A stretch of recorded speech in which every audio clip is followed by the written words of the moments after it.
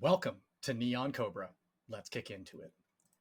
All right, this week we're going to do week 2 of our technical training and our technical troubleshooting in Azure. We're going to talk about behaviors and symptoms.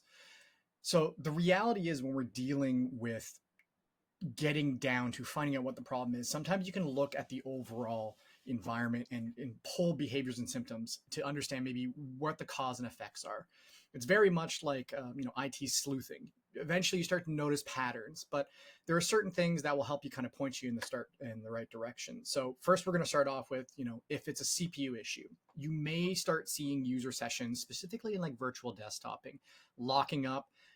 If you're looking at performance graphs or task manager, like it's very clear you'll see large spikes, flat lines.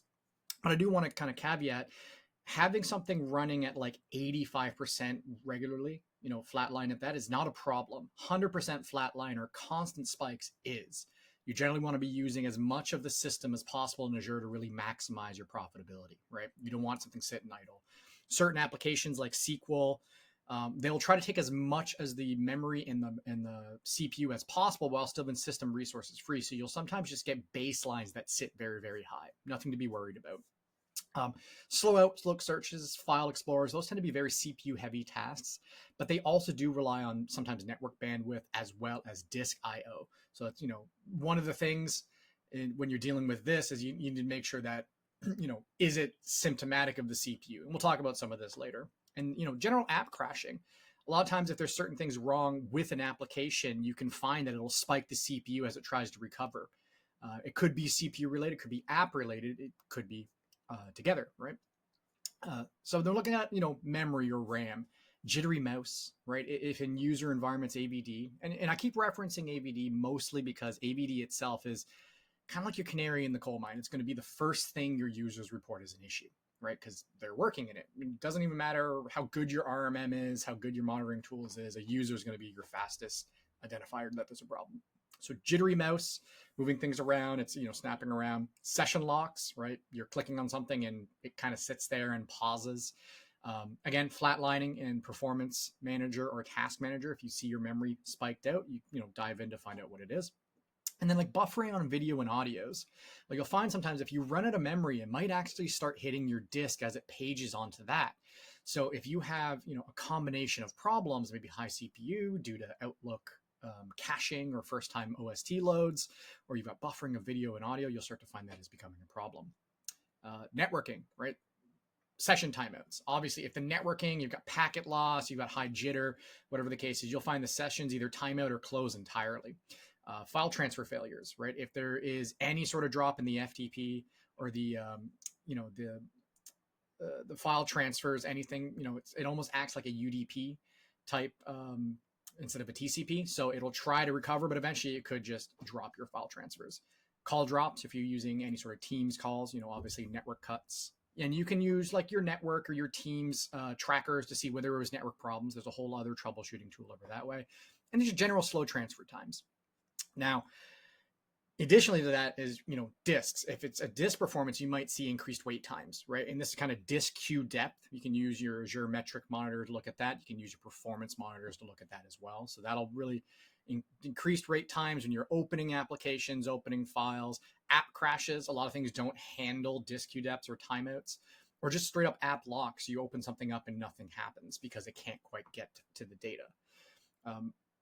One common denominator you're going to find between all of these is it's almost a race to your next bottleneck. And what I mean by that is a system itself will always have a bottleneck of some sort. And when you remove that one, another one could come into play, right? It's only as fast as its slowest component. And you'll see this in almost everything you build. If you've got the best CPU in the world, but you're putting slow spinning disks in play, your disks are likely going to be the constraint.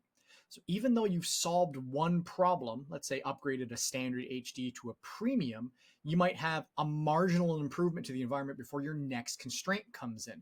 So you need to run these behaviors and symptoms kind of iterative. Sometimes they're related. So you might have a disk and a CPU problem that are just compounding each other. And just because you solve one doesn't mean you solve the other. We'll see this a lot. when an organization like has a problem with like a B series virtual machine that has disk IO and network limitations on it. And then they'll just upgrade the disk expecting network or expecting your disk to function better, to find out that they've run out of CPU credits and it's thrashing on that side. So sometimes you need to make numerous changes to the environment before you get to a state of acceptable use. But when you are doing these changes, make sure you're pausing in between, right? Do one change, troubleshoot for a day. Do one change, troubleshoot for a day, because this will allow you to actually understand what was the cause of the problem, and then maybe roll back some of the other changes if you need to, only because as you increase resources in Azure, it costs money. So sometimes you need to refine it over time. Some interesting side effects of some of the above scenarios we talked about.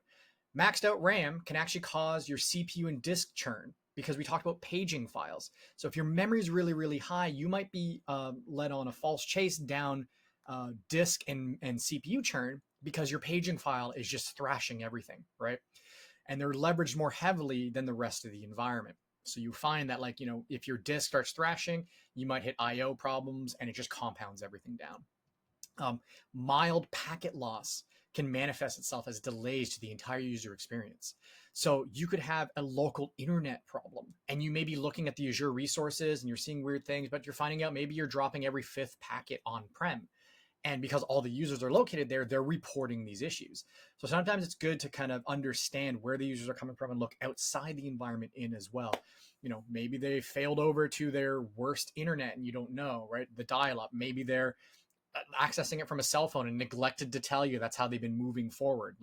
They canceled their local subscription and now they're on point-to-site Wi-Fi and they just didn't tell you. Understanding kind of how they're getting in is also valuable for this. And I probably should have led with this, DNS, right? DNS is most of the time one of the issues, right? Interesting thing about DNS is even when it fails, it'll still succeed a lot of times, because it goes through its checks of seeing, does it have it stored internally? And then it goes for, global records and forwarders. If you don't have your global records or your forwarders configured, that's an incredibly long delay. If you have scavenging turned off and maybe you have stale records, it might try to say, hit an old legacy server that hasn't existed for years first. And then when it doesn't get that, go to the forwarder. So you've increased your delay in your times. And the weird thing about this is as caches get built, some users may not have this problem because they've cached the new server. And then as old ones come in, they have old caches in place. So make sure your forwarders are set up, flush your DNS, run some NS lookups, make sure where you're going makes sense, test outside and test in the environment. Perfect. So next week, we're going to go through in some of the tools you can use to troubleshoot some of these issues above. And then we'll probably run a little bit of an exercise, outside and actual get into the environment. I'll show you some of the tips and tricks and kind of the ways to use the tools. So we'll catch you next time. Cheers.